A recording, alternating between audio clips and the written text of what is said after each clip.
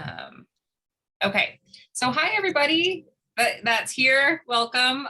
We will obviously be recording this for people that are watching later. So Michael Kramer is here joining us from a fellowship that he has at the Getty in LA, but he's usually an assistant professor at SUNY Brockport. And I am really excited to get a chance to talk with you a little bit about digital history in general, because that's kind of where we're at in the class, which was thinking through what the field is, what we can do with a digital history project, what the advantages are of doing digital research. And then we want to hear specifics about the Berkeley Folk Music Festival project and what you think about WordPress. We have lots of things. I've sort of just been thinking about a lot of ideas and really looking forward to getting your perspective. So Dr. Kramer, do you want to give like a brief intro of who you are and your sort of history with digital history? And then we have a whole list of questions we can get into, but yeah, I would just like to hear what your, like overall, your history with digital history, personal history. Sure. Well, thanks, Dr. Clamp, for having me and for everyone for being here. Let's see. I am sort of the generation that spans the so-called analog and digital worlds. I graduated college in 1995. So although my son says, okay, boomer to me, I'm not a boomer, I'm really Gen X. And I came of age kind of with the internet as it was emerging in the mid to late 90s up to the present. So that's kind of an interesting context to be working on digital history in. When I graduated college, I worked for a few years in the kind of the first big boom of internet publishing at various websites in New York City, eventually at the website of the New York Times. And so that was kind of where I started to think a lot about the questions of like, what is this digital medium? What can it do with cultural material? And I was writing a lot about music and the arts in New York City and editing and learning about kind of what was similar and different from print journalism and digital journalism. I kept missing my deadlines because I wanted to spend longer on whatever I was working on. So that made me think about going to graduate school, where one has a very long deadline to get a PhD, 5 to 7 years in history, if you do it quickly, compared to a week. That is to say, I wanted to dig deeper into some topics instead of kind of skimming the surface like you often do with journalism, which I love and still do kind of as well on the side. So I went to graduate school at the University of North Carolina in Chapel Hill. And that's where I did my graduate work in history, mostly in cultural and intellectual history of the modern United States, and a little bit of transnational history as well. I should say that before all of this in college, I did an internship with the ethnomusicologist Alan Lomax, who, and this is some of what my research is about now, who was working in the 80s and 90s, actually going all the way back to the 60s, on a computer-oriented project about folk music. So Lomax kind of lingered in the background in this project that he was developing that was called the Global Jukebox, which I can talk more about if people get curious about that. So I did my graduate work in modern US cultural history at University of North Carolina and continued to dabble in digital history, but at the time there was no such field. It was just beginning to develop at places like George Mason University with Roy Rosenzweig and others. When I finished my degree, I actually went and did a postdoctoral fellowship at George Mason. And so I worked a little bit with Roy Rosenzweig and others at the Center for History and New Media. That was where I really started to think more seriously about digital history. And then I ended up in a kind of adjunct visiting professor position at Northwestern University. And that's where I started to think about how no one was teaching this field of digital history as it was emerging. So I began to teach the field and discovered the Berkeley Folk Music Festival archive, which, although of course the festival took place out in Berkeley, California, the archive had ended up at Northwestern. That's a story we could talk more about. So I got to thinking about how interesting it would be to use digital technologies to study this very kind of analog history of people who are interested in folk music and the past and cultural heritage and tradition. And so that's what kind of led up to the Berkeley project in a kind of quick general sense. So we did have some folks, we were reading your piece about WordPress, and some people were surprised that the Berkeley stuff ended up at Northwestern. And a lot of us are unfamiliar with how archives like acquire stuff. Why does Northwestern have it? And then, yeah, just can you talk about like, what was it like to discover that? And also the collection itself is so big, like, and so that's another question in terms of like, how do you just get a handle on this vast amount of stuff? How do you decide what ends up being part of a digital project? Was there anything that jumped out at you when you first discovered the collection? It's like 4 questions in one. So pick one of those and answer whatever. Well, I have a good origin story about the Berkeley archive, which is somewhere else on my website, I think, but not in the WordPress for the Humanities piece. A little bit in there, as I recall. But let me tell you first about the story before I got to the collection, which is how it got to Northwestern. So as you all probably noticed, there was this one person who ran the Berkeley Folk Music Festival, and the festival took place on the campus of Berkeley from 1958 until 1970. His name was Barry Olivier, and he's still alive. He's in his 80s. And Barry's archive was really a kind of working archive. You know, this was the material that Barry used to run the festival. When he finished running the festival in 1970, he decided to sell the archive. As Barry told me later, he was always shucking for bucks, as he put it. That is to say, how is he going to make a living? He went on to teach guitar to like generations of Bay Area guitarists, all kinds of interesting people, like a young John Fogerty from Creedence Clearwater Revival, who actually went to the festival. He taught these giant, like 100-person guitar classes in the 1970s. Really interesting guy, very sweet and knowledgeable. So in the early 1970s, he worked with a book collector in the Bay Area to assess his working archive and think about selling it. And at the time, I think that the kind of places in the Bay Area that might have acquired it just weren't interested in the 1960s. It was too recent. As many of you kind of know, like it was a very tempestuous time on campuses, lots of student protests about the Vietnam War and so on. So the Bancroft Library at Berkeley, the Stanford Library, they were not interested in this collection in 1972, 73. There was a very sharp archivist at Northwestern University. And at the time, the university had some money to spend, or was given some money to spend on acquisitions to build a collection. He chose to concentrate on 1960s material. And so he worked with the Barry Olivier and the book dealer to pay for this collection and acquire it. And a truck pulled up to Barry Olivier's house and shipped it off to Evanston, Illinois, outside Chicago. So that's how the archive got there. Go ahead, Mary, you were going to ask a question. Sorry, no, it's really interesting because this UCSD was founded in 1960. So the sources that we have about UCSD's history, it's like very recent, the recent past. So it's just interesting that Berkeley was like, no, we don't want that. It's too recent. Plus it's like too radical. It just makes me think things about the Bancroft Library. Yes, archives can be very conservative institutions. They conserve material, but they also can be conservative about what they think is valuable to preserve.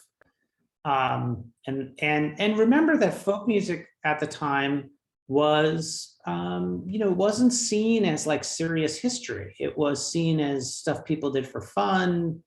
you know, it didn't have a kind of officialness to it. It wasn't in the canon entirely. So it ended up at Northwestern in their special collections library. And now I can tell my origin story of how I came to it. It basically just sat there.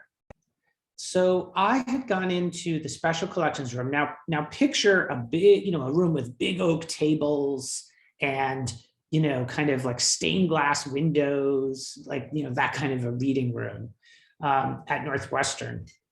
I went in to do some research on sort of underground newspapers in the 1960s for my book I was working on. This is in around 2010. And this was the book that grew out of my dissertation, which is about rock music in the 1960s in San Francisco and in Vietnam during the Vietnam War and around the world. And I was doing some research in the underground newspaper collection from the 1960s, and the archivist sitting at the big oak table kind of said, well, you might be interested in this. And from underneath her table, she pulled a tattered mimeographed copy of a finding aid for the Berkeley Folk Music Festival. And it was the only copy of it. There was nothing online about this collection. It hadn't even been fully processed. It was just sitting in boxes at Northwestern. And there was this one like kind of copy. And, you know, the light streamed through the window, the stained glass windows, and the angels sang. And I thought, wow, this is kind of amazing, as I was thinking about it, another project to do.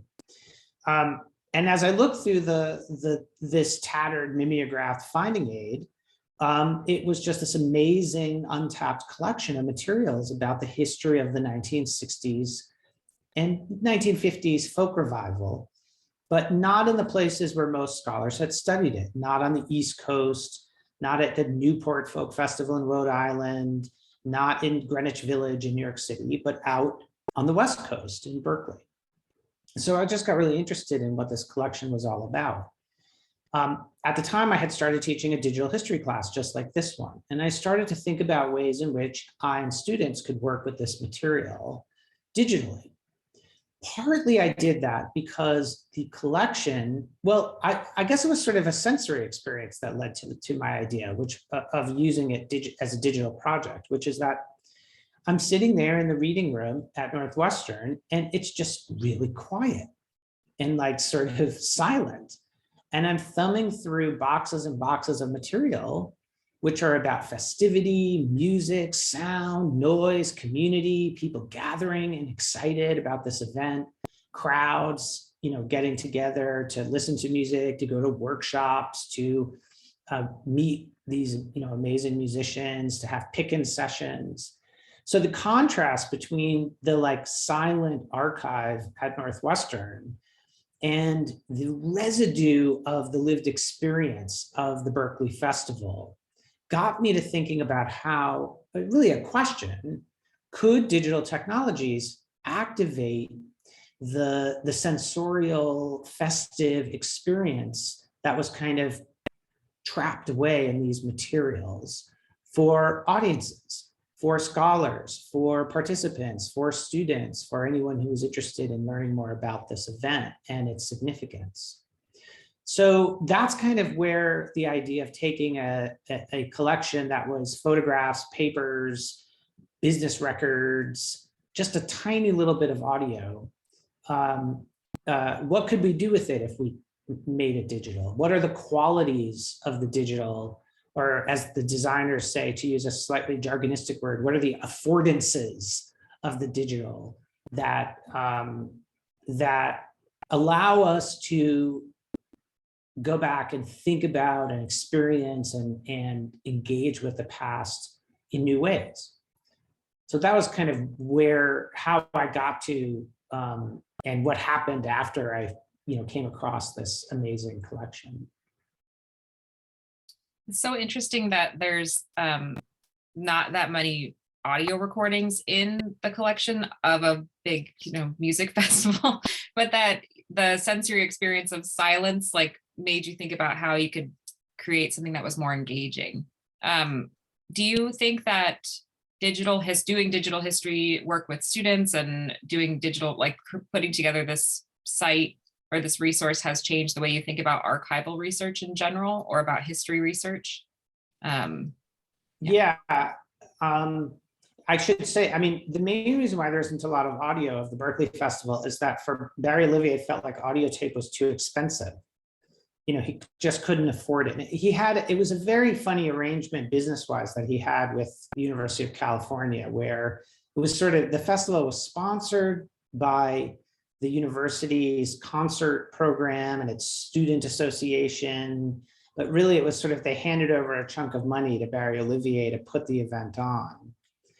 So there's as with archives, there's all these complicated institutional contexts for how things happen, as you all probably are learning and know. I think for me, what got interesting about approaching a sonic event that didn't have a lot of audio material from a digital angle was that the digital technology is weird. I mean, it doesn't just reproduce things, it transmutes them, it changes them. I mean, you're quite literally changing the artifacts at a material level. What once was on paper is now bits and bytes. I mean, at its kind of most material level, it's on and off electrical pulsations. So you're doing all kinds of weird things to artifacts. In a sense, you're creating surrogate copies of them in a new medium, in a new form. So I just got really interested in, well, rather than fight that, I mean, the urge of archivists is to try to keep things as they were. And that's fine. I mean, that's good. But what else can we do? I mean, how could we really pay attention to what things become when they're digitized? And what are the possibilities of the digital that don't exist with paper and photographs, printed photographs in boxes on a shelf in the back of a special collections library? When they become digital files, what can you do with them that you couldn't do before? How can you connect them? How can you kind of look at them at different scales and levels? How can you curate them in a sense and interpret them in new ways? So some of what you read in the WordPress for the Humanities piece, which of course, remember that piece is almost 10 years old now. So it's kind of, it was interesting for me to go back and look at it and see what's changed and what stayed the same. But what got really interesting to me was just kind of, was the curatorial question. And also just the kind of paying close attention to what the digital is.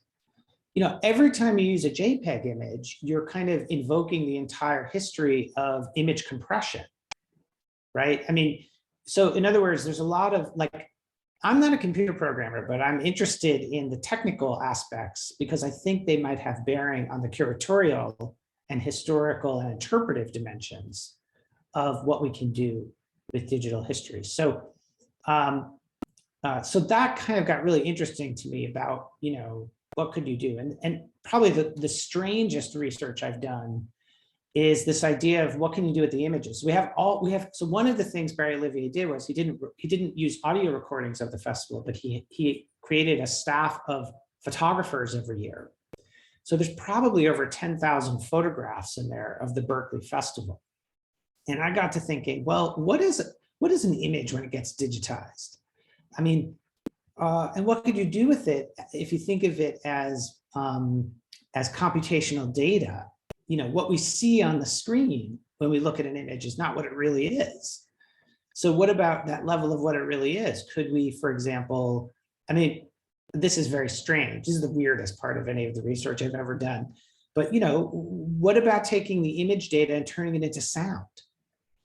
Right? I mean, what would that do? You can't, of course, you're not recovering the sounds that were being made at the time. You're recovering the sounds of the form of the image, right? There's all kinds of questions that emerge there, but that was the kind of way I was thinking, what can we do if we really think about artifacts as data? That's the weirdest version. And the last thing I would say about your question is that a simpler version of that is more about kind of arranging material, and analyzing material using computers, and having the computer look at the images instead of having a human, or mixing together, almost like a cyborg approach. Like, what does it mean to mix together a computer looking at an image and a person?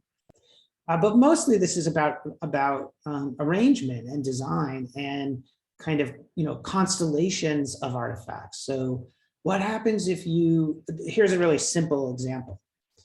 What's amazing about the Berkeley collection is you see the changing ways people dress themselves across the 1960s. In the early 1960s, everyone wears dresses, suits, and ties. Everyone's hair is the men's hair is short, women's hair is cut a certain way. There are all of these codes. And by the end of the 60s, everyone's, the men have long hair, the women have short hair. Everyone's wearing bell bottoms and much more informal clothing. You could, of course, say this in a written essay, but with the digital technology, you can show this. You can kind of present the images and narrate the images in a multimedia way to deliver your interpretation. So that's like one version of what I just said is like image sonification, really weird, experimental, not quite sure even if it's worth it to do, but curious about that. And then really simple things that you could sort of do in print, or you could do in a museum gallery. I mean, you could put the images together in print and narrate them. So, what about doing that online? Maybe there's a way you can remix the images. Maybe the user can move around them in a different kind of tempo. These are the kind of things I've thought about with digital history, digital curation of artifactual and archival material when we shift media. I love the idea of like a constellation of artifacts, because then because one of the things we've been talking about is with a digital history resource, you're not necessarily reading like from beginning to end. Like you sometimes, you can jump around. It's not linear, and sort of deciding, I guess it depends on what the authors of the site or the creators want you to do, but then what you can do in terms of like linking to different areas and drawing out different themes or organizing things in multiple ways. It's really cool to think about the sonification of an image. I know. That's very weird, but it is cool to have because it is totally out of what traditional historians would think of what you use with like a source that you find in an archive. It's not exactly, it's just, it's a whole totally new way of thinking about it. We have a lot of folks in our class who are computer scientists and engineers, and, and people that are thinking about like user experience, and those things I think are extremely valuable when you're creating something like this. So I was wondering if you have, just looking at the time, if you have thoughts on WordPress. Like, I know you wrote that speech like 10 years ago. We have a WordPress platform at UCSD that the reason why I chose the platform is because that's what's available and it's free and we could use it. So I wonder if you have thoughts on it as a tool for presenting stuff, for like doing that sort of multimodal or nonlinear exploration, or just general thoughts about WordPress. And then I want to hear what's up with Berkeley, the new stuff. Yeah. Well, actually, it speaks to the question of the new. So I think everyone looked. Maybe if you looked at the introductory exhibit. Well, let me back up. Let me organize my thoughts here. There's a lot to say about WordPress.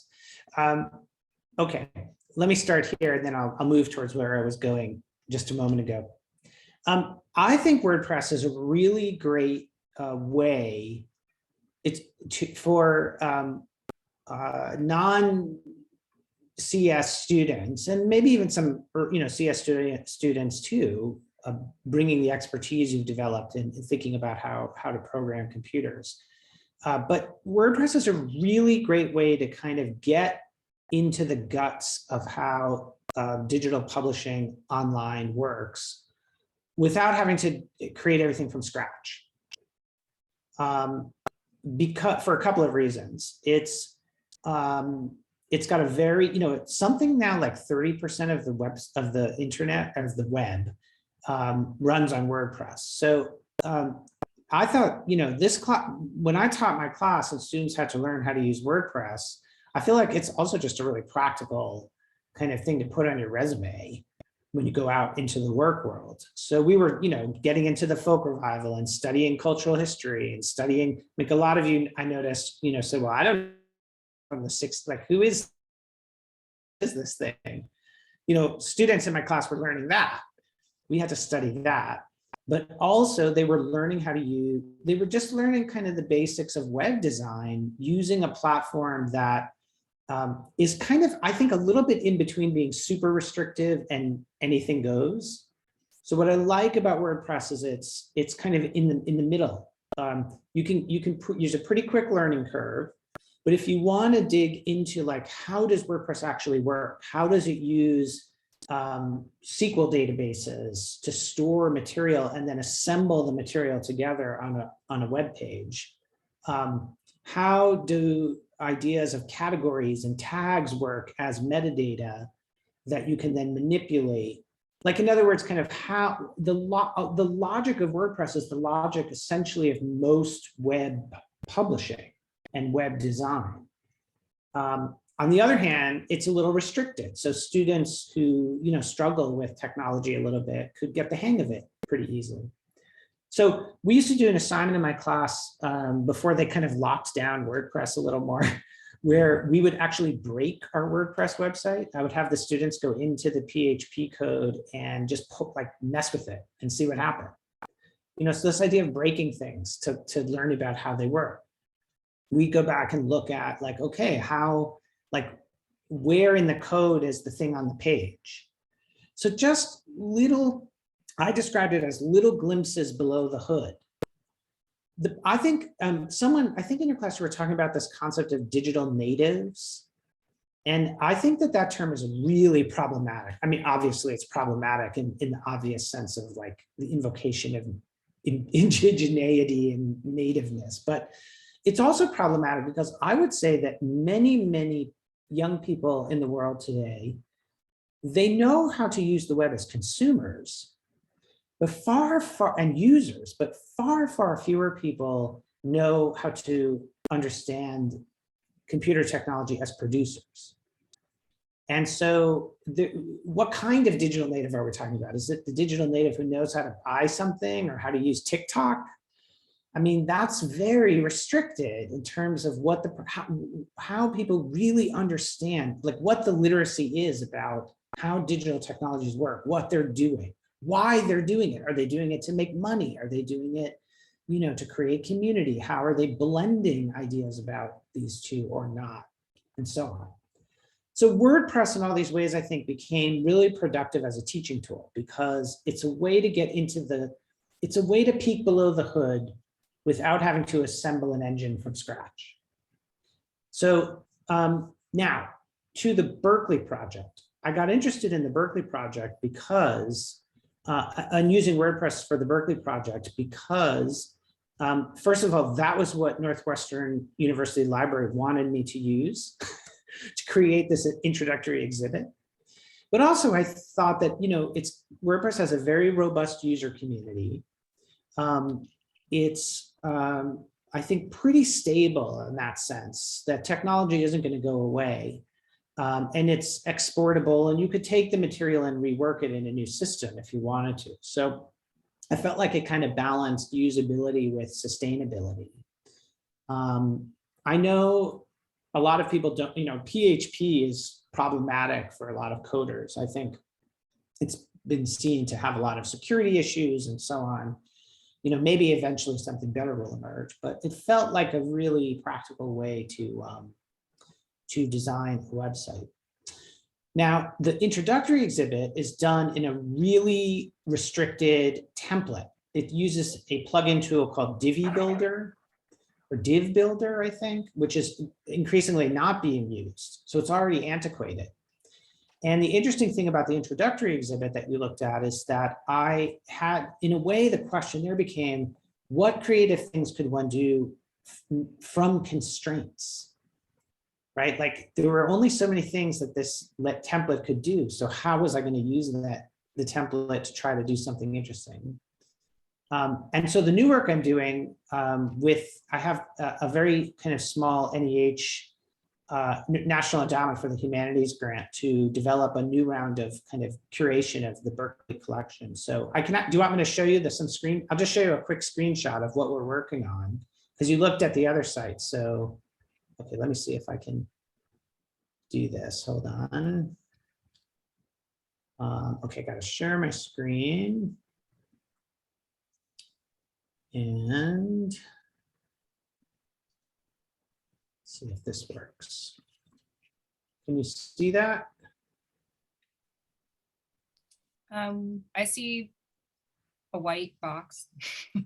Oh, only the white box. Okay, wait, let me try it again. Hold on. If this doesn't work, we can just move on. But Oh, yeah, I see can it. you see it now? Mhm. Okay, so what we're working on will look a little bit like the exhibit, but it's really meant to be kind of just a more developed web with web designers working with me. We're using WordPress to do things that speak a little more to the curation. So so you can see here, like this is an article I'm working on in the new template.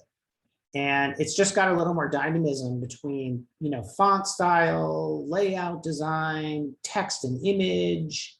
And then we're working on this thing down here. You can see where it says the highlights in the lower right. What you're going to be able to do, let's see if I can move this up, is all these questions that you were raising, Mary, about kind of authorial, kind of when the author is in charge and when the user is in charge. So here's a big essay, and inside it, you'll be able to click on performer names, and that will take you to kind of a biographical page. It'll start on the sidebar, and then you can click to it, go to performer page. And locations, like there'll be these kind of almost note cards of information that are integrated into and out of these longer interpretive essays. So that's kind of an attempt to balance this question of kind of curation and authorship with some dynamism between text and image, dynamism between when the author is saying, you know, go this way, and when the reader can choose their own path and rhythm through the material.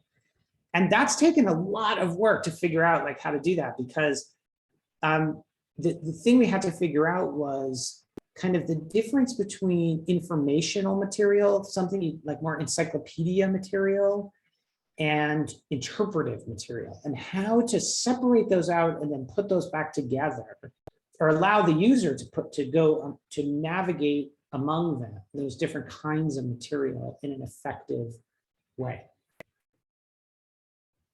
It looks really, really good. I like it. It's getting there. It's getting there. Yeah, I love that.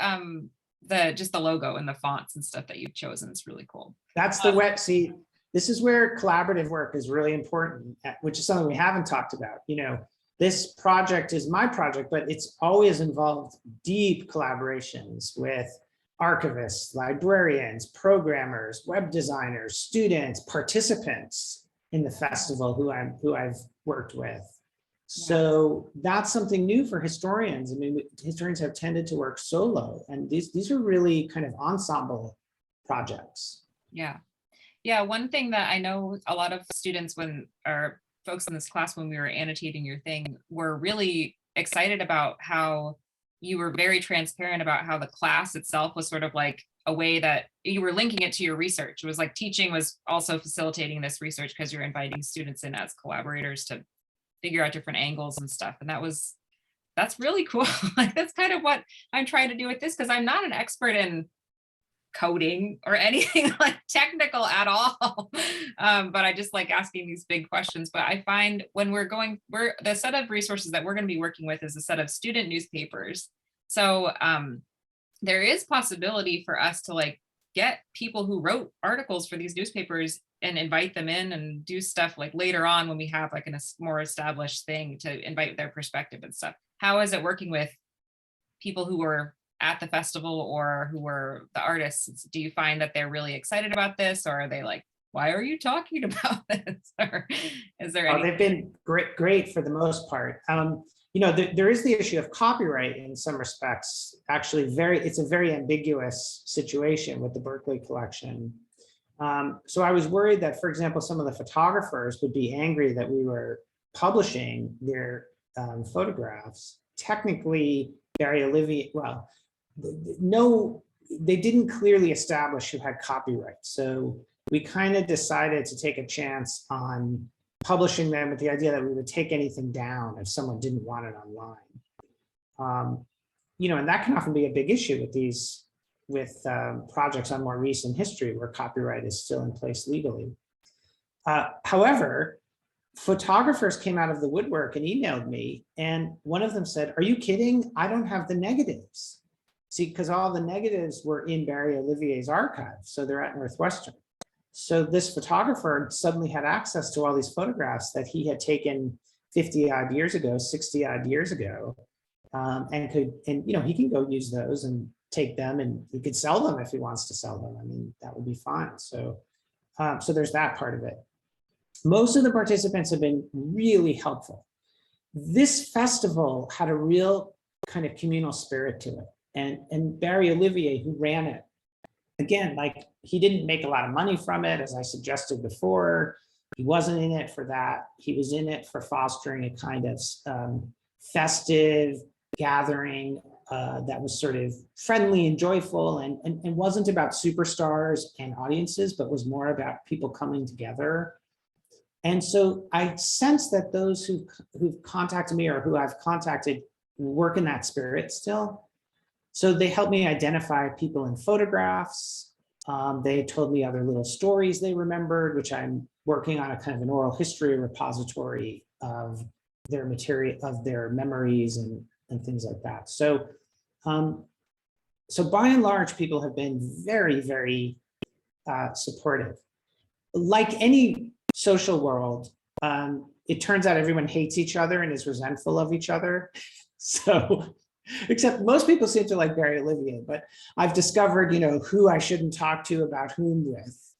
But that's true about anywhere. You know, you have to learn the history and kind of, in a way, as an outsider, you can be or as a newcomer, it gives you this kind of special access because you're not enmeshed. I mean, the difficulty is I don't know all the details, but the possibility is that also I don't know all the details. And so I can ask dumb questions, for example, and get really interesting answers from people who, you know, because I don't know as much. So for those of you who didn't know anything about the Berkeley Festival, remember that outsiders sometimes have enormous opportunities as historians and scholars, as well as insiders, because you see it all differently and you're not, you know, tired of it or inside it too much. And that's something to remember. What seems like a weakness actually can be a strength. Oh, I love that. We have about 9 minutes left. I wanted to just open it up for folks here in the Zoom call. If you have any questions or things that have come up in the conversation so far that you want to hear more about. We have more things on our previous question list, but I just want to give people a chance if they have questions now.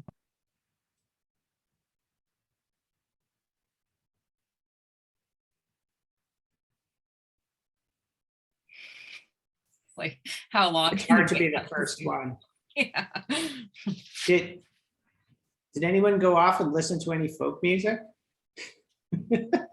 I linked to some YouTube clips. I saw that. Yeah. I love folk music. And I don't know if it's like the hip genre. No. That's an interesting story about the festival too. And if anyone has a question, jump in. But this is a festival that started out with a really kind of old-fashioned sense of folk music. Like in the 50s, the idea was to like try to find the oldest version of some British ballad that you could find and sing it. You know, it was very, which was fine, but very, you know, restrictive. And by the end of the festival, the Berkeley Festival had really shifted to more of a sense of studying and presenting vernacular music, studying and presenting music from a much wide, well, I wouldn't say much, but a wider range of ethnic origins. So you have, I mean, for example, a really young Los Tigres del Norte, who go on to become, some of you may know them, you know, this really world famous conjunto band that plays norteño kind of music. They play at the festival. Cajun music, which no one had really known about, from Louisiana, starts to appear at the festival. There's an interest in kind of global styles beginning to emerge. So you see some really important shifts that happen in the very way that people are understanding what counts as folk music, who makes it, and on what terms they make it is changing. So that's kind of an interesting thing to think about with the Berkeley Festival in terms of 60s history, and something that I've been trying to think about, how do you represent that in a digital archive effectively when you don't have the recordings of the festival, right? How do you, so, you know, you can bring together images and studio recordings. I also, actually, this would be a last thought that for people to think about with the work you're doing. I realized it was really important, first of all, not just to celebrate the festival, right? It had problems, it had issues that need to be brought to the surface. And also not just to reproduce the knowledge of the festival as it exists in the archive. So what's missing and why is it missing?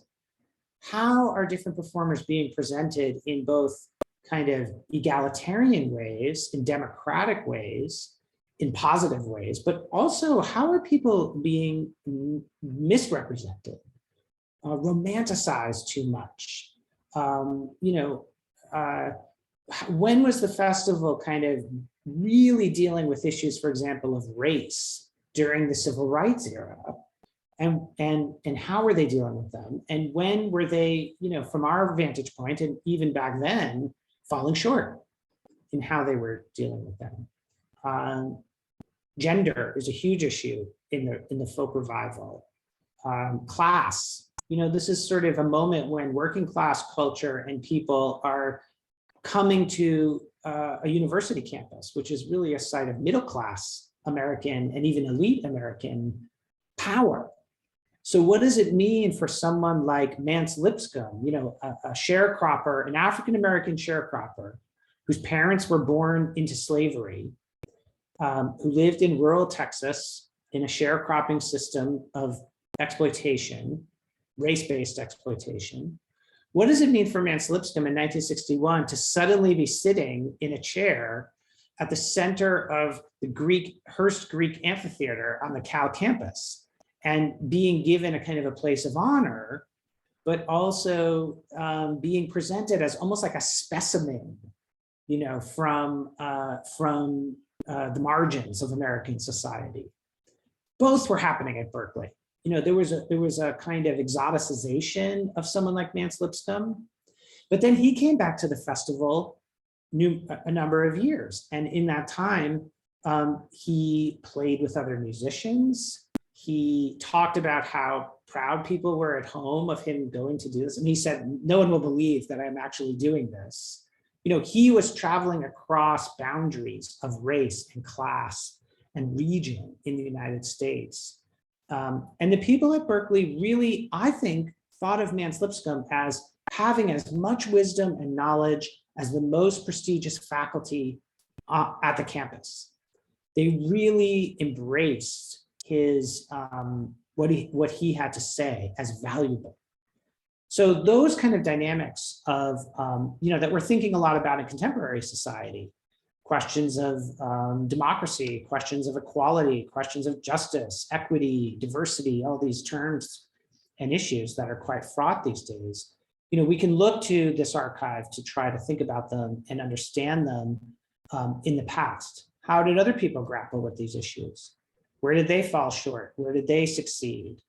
You know, who's at the center of the story and who's not, right? And how can a digital archive play around with centering different perspectives with its kind of ability, its prismatic qualities? Like, what did the festival look like to Mance Lipscomb? compared to what it looked like, compared to what Nance Lipscomb looked like to the attendees at the festival. So those are just some other, things to think about, where this thing that maybe a lot of you knew nothing about and is, kind of esoteric in some ways, also, if you look at it the right way, might have, some small things to teach us about these really big pressing issues of contemporary times. I think that, it relates to this ongoing conversation we've been having about digital history being like, is this just a bunch of stuff that's online that you can look through like as an archive, or maybe just a repository, or is it something that prompts you to think more deeply about certain issues, or gives you different perspectives and allows you to interact with it in some way that's not just like, here are these cool documents, or like, look at this thing that happened and here are the photographs from it. Yeah. That goes back to your point about authorship. I think so this is my take on it, and I would welcome people to disagree with this or to make arguments against it if you want to, but I've gotten concerned that there's too much of a fantasy of with digital history of kind of that the reader or the user is the one in charge. I actually think that we need to kind of say, if you're putting material online, you're the author, right? And people want, and maybe even need you to provide context, interpretation, some order, some direction. We long for that.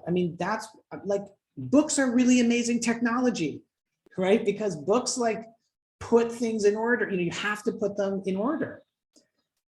So I'm not saying that that we should just put books online or get rid of digital history. But what I need to say is, I think thinking critically about curation, interpretation, contextualization, rather than saying I'm just throwing a bunch of stuff up online for the user to explore.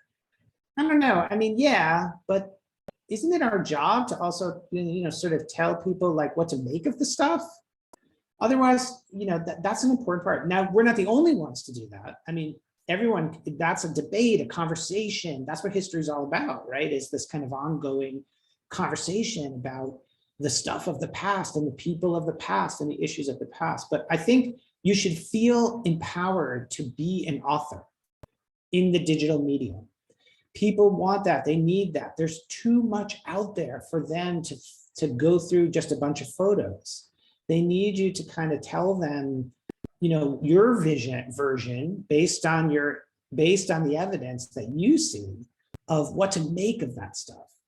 So I think it's okay to do that, and then to try to think creatively about how to be an author using the possibilities of the digital to present your interpretation, to hint at other ways of looking, outside your interpretation.